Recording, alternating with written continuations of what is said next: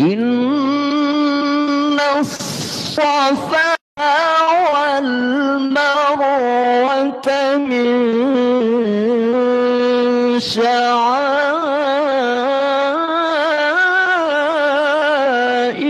الله،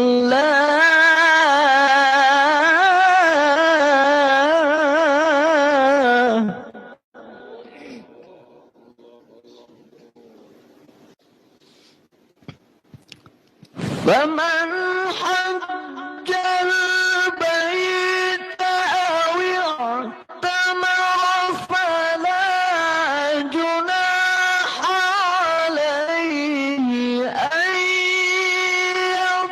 يطوف بهما.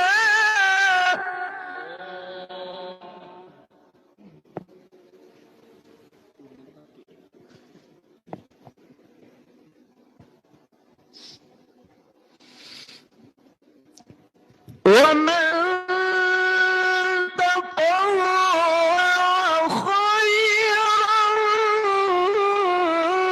فإن الله شاكر عليم.